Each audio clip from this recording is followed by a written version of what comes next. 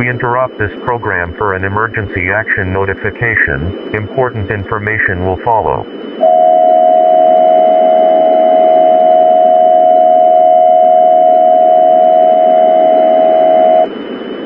A catastrophic auditory anomaly has been confirmed affecting all children under the age of 3, effective immediately. Any vocalizations, especially crying emitted by affected children, are harmful to humans within audible range. Symptoms of exposure include intense cranial pressure, bleeding from the ears, seizures, and, in most cases, instant death. This is not a test. To ensure the best chance of survival, the Emergency Oversight Committee has issued the following protocol. All children up to 3 years of age are to be isolated immediately. Do not attempt to comfort or approach a child. If you hear crying, seal all auditory entry points such as windows, doors, and vents. Report any affected children to authorities.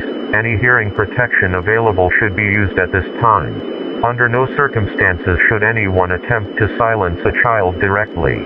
Parents and guardians must report all affected minors to the nearest disposal authority zone. Failure to comply will be considered an act of bioterrorism and dealt with accordingly. This is a time of unprecedented crisis. We mourn the loss of the innocent, but your cooperation is essential for survival.